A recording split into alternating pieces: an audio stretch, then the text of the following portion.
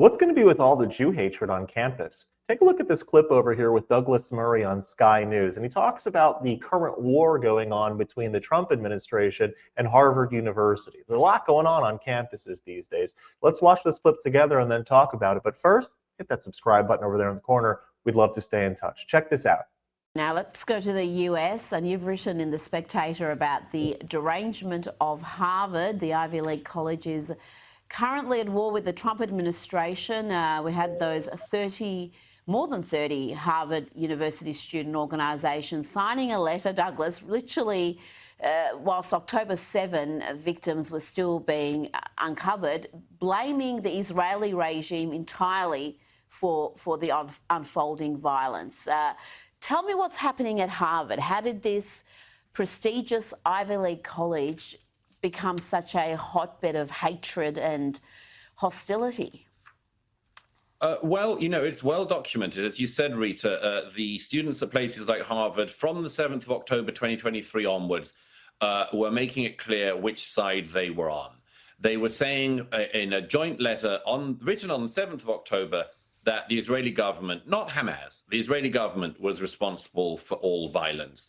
And since then, students at Harvard and other elite universities have been allowed to rampage across university, shut down student accommodations and places of study, intimidate and beat up employees, and basically act as low-level copycats of the thugs of Hamas that they seem to admire so much. But the real thing is, Rita, we should all congratulate these students at Harvard and Princeton and Columbia and elsewhere. Congratulations to them. They've spent the last 18 or so months calling for the intifada, the uprising, violent terrorist uprising, to be globalized. And well done, guys, you've got your way. Because not only do you have 2 people shot in the streets of Washington, D.C. on suspicion of being Jewish, you now have in Colorado Islamist supporters of Hamas trying to burn to death Jewish people who are trying to call for the peaceful release of the hostages still being held by Hamas in Gaza. So well done, students at Harvard. Well done, all the students at Princeton and Yale and the rest of them. You're getting your globalized intifada. I hope you love it. Well, we have seen that shocking rise in anti-Semitic violence in the US. The 2 incidents you mentioned, and just a short time before that, a matter of weeks, we had a governor's house burnt down. It's just such an escalation. And yet, Douglas, if it was a right-wing movement behind these acts, one after another, I would imagine the reaction would be a little bit more serious than what we're getting here, because these are targeted attacks. They are an acts of domestic terrorism. And I wonder whether the authorities are looking at them as seriously as they should. Well, we've got equivalents we can pull out. I mean, how many years was it now? 6 years ago or so since Jussie Smollett.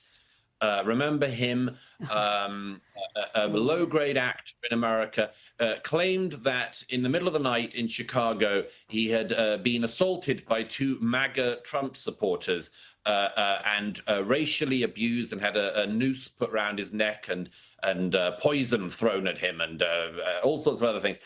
And he just made allegations, which of course turned out to be a total crock. He'd hired 2 big black Nigerian guys to be the local white supremacist MAGA people. But anyway, remember when Jussie Smollett pulled that fake hoax hate crime? Within hours, every leading Democrat, Kamala Harris, all these Hollywood people, all the talk show hosts, all said we have to have a reckoning as a country that this could happen here, that low-grade actors could be assaulted by people they've hired from Nigeria to fake hate crime. Oh, we've got to have a national rethink of everything, guys. But when real things are happening in real time and the object of the hate is Jews, no, because Jews aren't one of the cool minorities in the left-wing intersectional world. And you know what's not cool with them either? Is reality. They're fine talking up the fakes and the hoaxes and the ghouls and the banshees that they imagine are lingering everywhere. But when reality is right in front of them, they'll continue to do everything they can to avoid it. And we've seen the media use some very imaginative words. Instead of saying Jews or pro-Israel, I think one of them was pro-Gaza hostage release activist. There was some bizarre wording that NBC used. Yes.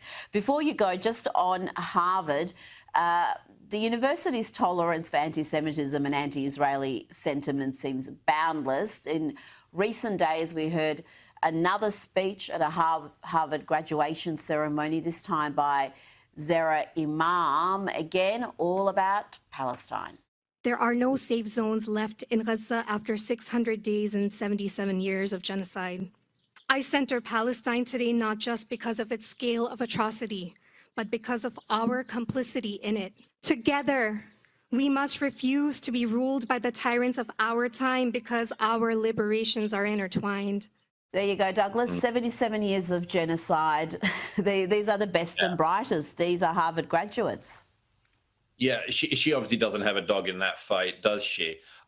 She's covered in her kefir and so on. As I mentioned in the Spectator last week, one of the many interesting things is the toxic mix we see here of real bigotry and real hatred, real sectarianism, as displayed by that young woman there, and all the time with the fatal additional mixtures to the cocktail of fanatical ignorance and narcissism. And the narcissism is, who do you think you are? You're a student at Harvard. You're one of the luckiest kids in one of the luckiest generations of all time. And you seem to be under the impression that the war in the Middle East that Hamas started is somehow being directed from Harvard University. And I've got news for those students. Neither Hamas nor the Israeli government take any direction from Harvard University or any other privileged Ivy League campus. There's a world beyond the end of your own nose. And these students haven't been taught that. They haven't been taught anything. They certainly haven't been taught any humility. And so, no, they think that the world is going to be run on their terms. Well, the sooner they grow up and learn otherwise, the better. But in the meantime, yes, they'll just continue this toxic cocktail of advocacy, endless prejudice against people they feel able to be prejudiced against, and wild, wild narcissism. Douglas Murray, beautifully said. Thank you so much for your time tonight. Great pleasure as always. So the reason that the Jewish people don't fit into the so-called hierarchy of victimhood is because of their success. Because if we want to talk about as far as minorities and the numbers, the number of Jews in the world, 14, 15 million people, there are less Jews in the world than there are LGBTQ, than there are Black or people of color in general. All of the other minorities, the Jews are way, they're the minority of the minority. But they're not granted the same rubric of victimhood because they are overwhelmingly, as a group, they are considered to be successful. And as we know, in the neo-Marxist view of the world, there are only two types of people. There are the oppressors and they're the oppressed. And if you are successful, you are by default an oppressor. It has nothing to do with the choices that you make, the amount, the effort that you put in, nothing like that. And if you are on the other side of the coin, if you are unsuccessful, it has nothing to do with the choices that you've made, bad decisions you've made, and so forth. You are unsuccessful because you are oppressed, right? So you're either an oppressor or an oppressed. That's what determines success and failure. And the Jewish people, for better or worse, are, as a group, considered to be successful people. And therefore they are considered an oppressor, or at least not part of the hierarchy of victimhood amongst minorities in the world. So kudos to Douglas Murray for pointing out the obvious, that the students of Harvard, the institutions of the Ivy League schools have become cesspools of rot against the Jewish people, against Israel, against really against Western civilization. And it's time that there be a change that's made, not only in our education system, but we need to get back to what guides us as a society. If you like this content overall, hit that subscribe button over there in the corner. We'd love to stay in touch. Take care.